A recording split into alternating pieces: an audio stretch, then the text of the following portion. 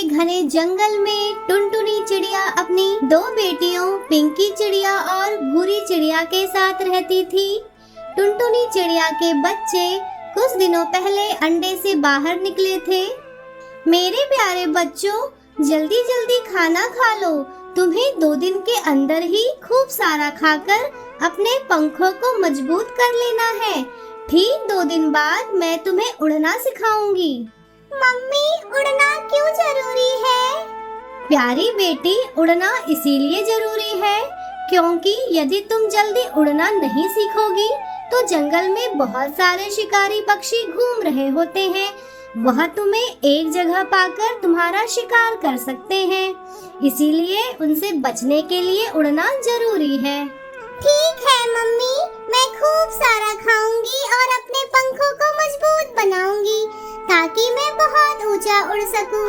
पड़ोस के पेड़ में सुंदरी कौवी ने भी अभी अभी एक अंडा दिया और उस अंडे से कालू कौवा निकला। अरे मेरा राजा बेटा, ये ले बेटा, खूब सारा खाना खा ले। खाना खाने के बाद जितनी मर्जी हो उतना सो लेना। मैं उस पड़ोसन टुनटुनी चिड़िया के जैसी नहीं हूँ जो अपने बच्चों पर अत्याचार करे। अभी बच्चे बड़े ही कितने हुए हैं जो उन्हें तुरंत मैं उड़ना सिखाऊं।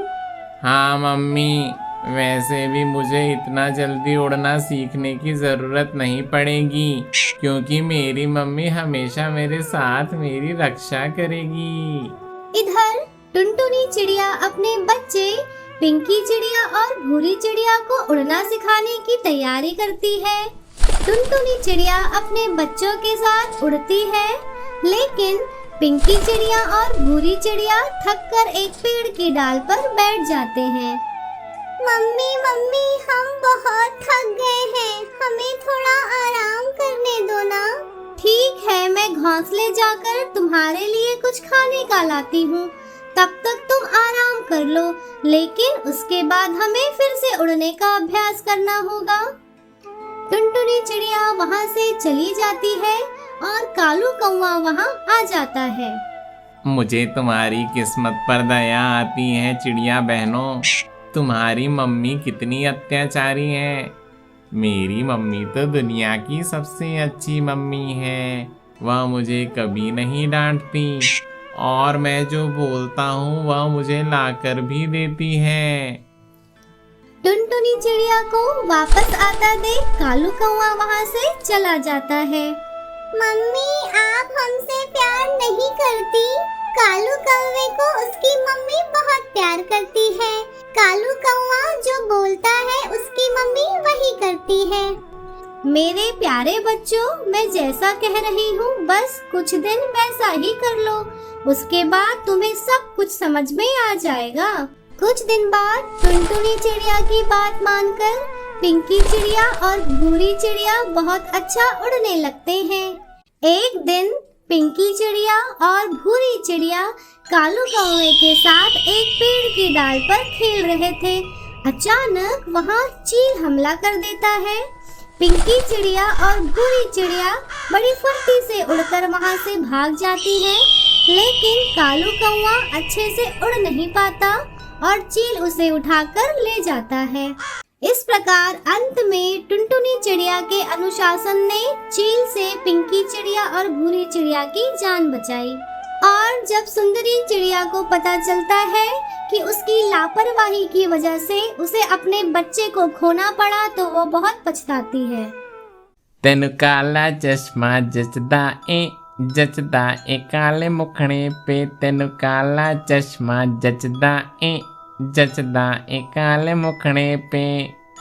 वाह मम्मी, आपके ऊपर काला चश्मा तो बहुत ही जच रहा है।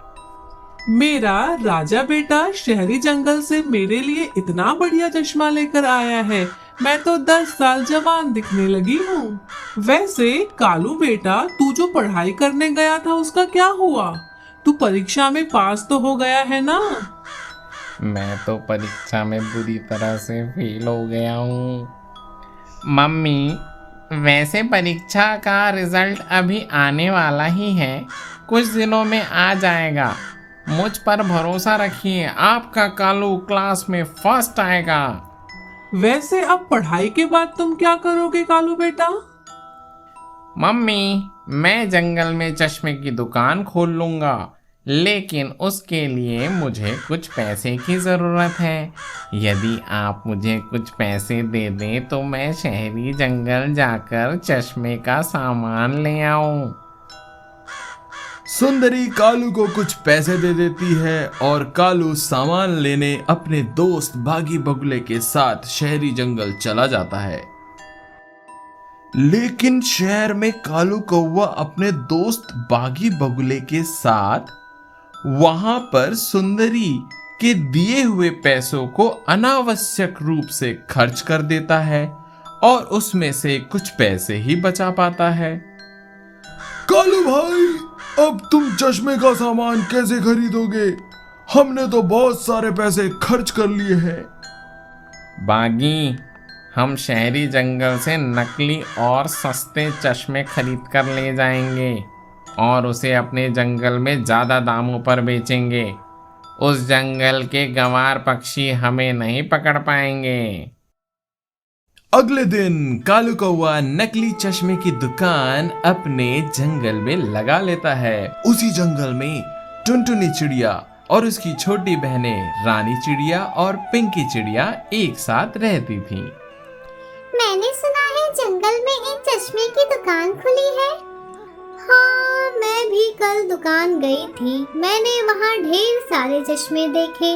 वैसे भी इस कड़कड़ाती धूप में बिना चश्मे के आंखें खराब हो जाती है। मैं सोच रही हूँ कि एक चश्मा ले ही लूं। तो चलो चश्मे की दुकान पर चलते हैं और अपने लिए चश्मा पसंद कर लेते हैं।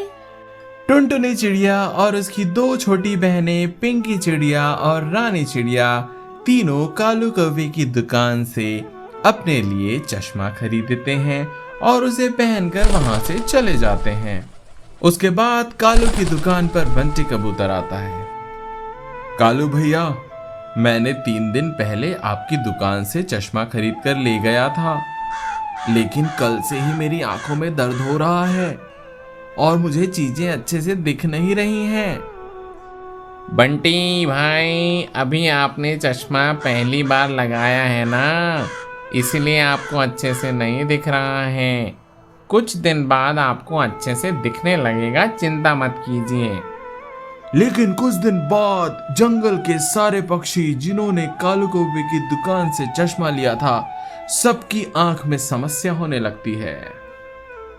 अच्छा हुआ मैंने चश्मे को कल से उतार दिया है। मेरी आंखों में बहुत दर्द हो रहा था। बंटी कबूतर वहां आ जाता है और पेड़ से टकराकर गिर पड़ता है। बंटी, तुम्हें दिखाई नहीं दे रहा है कि सामने पेड़ है और तुम उड़ते हुए चले जा रहे थे? क्या बताऊं, जब से कालू कौवे की दुकान का चश्मा पहना है, मेरी आंखें प्रतिदिन कमजोर होती जा रही हैं। अब तो लगता है मेरा सर भी फटने वाला है। अच्छा, तभी मैं कहूँ कि कल शाम से मेरे सर में दर्द क्यों शुरू हो गया है। हमें जल्द ही कुछ करना पड़ेगा, वरना जंगल के सारे पक्षी अपनी आंखें खराब कर बैठेंगे। टुनटुनी चिड़िया, रानी चिड़िया और पिंकी चिड़िया बंटी कबूतर के साथ जंगल के सबसे समझदार पेड़ के पास जाते हैं। पेड़ जी, कालू कौवे की दुकान से चश्मा लगाने के कारण हम सबकी आंखें खराब हो गई हैं। कृपया इसका कुछ उपाय बताइए। उस बेईमान कालू के चश्मे को लगाना तुरंत बंद कर दो और आज से ही गाजर की रोटियां खाना शुरू कर दो। गाजर में विटामिन ए होता है जो आप सबकी आंखों को फिर से पहले जैसा स्वस्थ बना देगा। टुनटुनी चिड़िया सभी को गाजर की रोटियां बनाकर खिलाती है और सभी गाजर की रोटियां खाते हैं। गाजर की रोटियां खाने के बाद सबकी आंख पहले जैसी स्वस्थ हो जाती हैं। सारे पक्षी कालू कौवे की दुकान पर जाते हैं और वहां चुपके से बागी बगुला और कालू कौवे की बात सुनते हैं। मैंने जंगल के भोले भाले पक्षियों को शहर के नकली चश्मे बेचकर खूब मुनाफा कमा लिया है। चलो मेरे प्यारे दोस्त बागी, अब हम शहरी जंगल जाकर खूब मौज मस्ती करेंगे।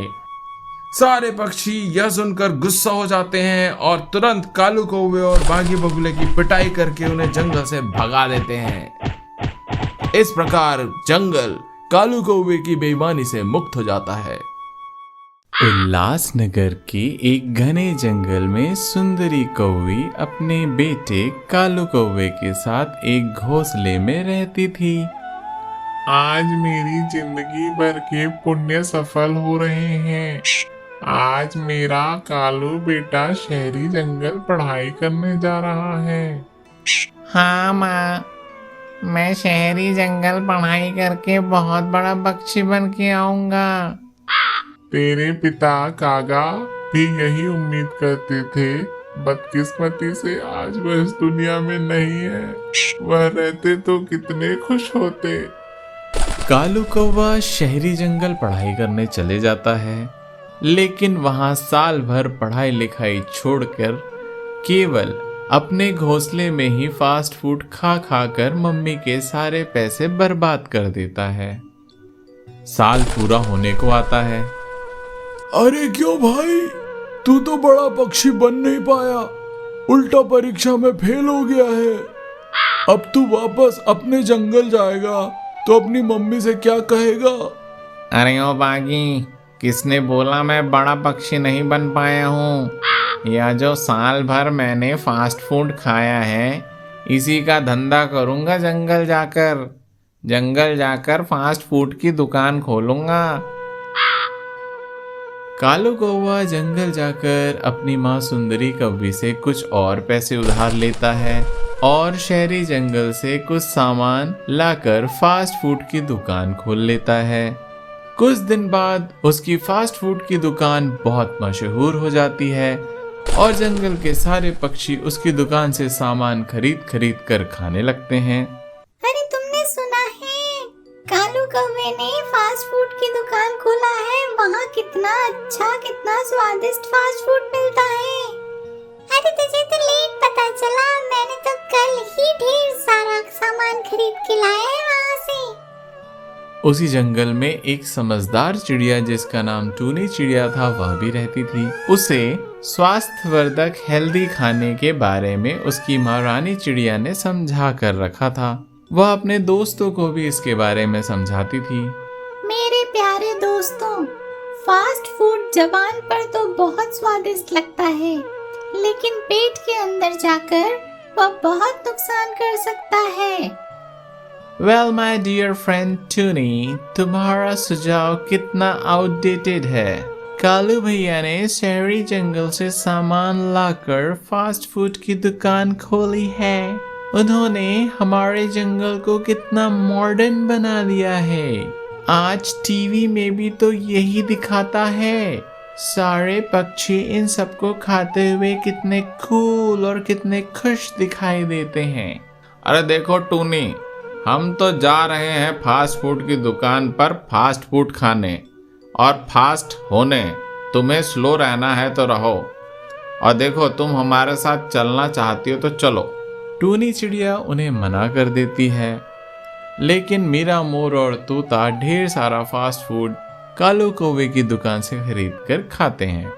कुछ दिनों बाद जंगल के ढेर सारे पक्षी फास्ट फूड खाने के आदी हो जाते हैं। जंगल के कुछ पक्षियों को पेट से संबंधित समस्याएं होने लगती है।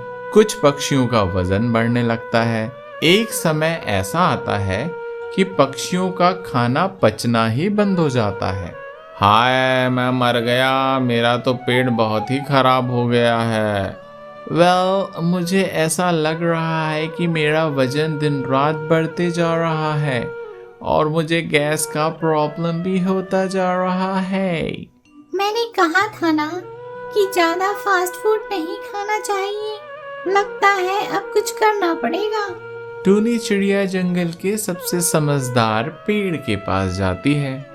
पेड़ जी, जंगल के सारे पक्षी फास्ट फूड खा खा कर बीमार पड़ रहे हैं।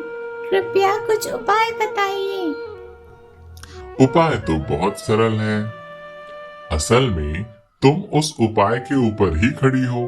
पेड़ टूनी चिड़िया को यह सलाह देता है कि वह पक्षियों को घास जिसके अंदर रफेज होता है उससे बनी चीजों को खाने कहे। उससे सबका पेट ठीक हो जाएगा। अगले दिन से टूनी चिड़िया घास की रोटी बना बनाकर सारे पक्षियों को देती है। अंत में सारे पक्षियों का पेट ठीक हो जाता है और वह कालू कौवे की दुकान से फास्ट फूड खरीदना बंद कर देते हैं। लगता है अब शहर वापस जाकर मन लगाकर पढ़ाई करना पड़ेगा।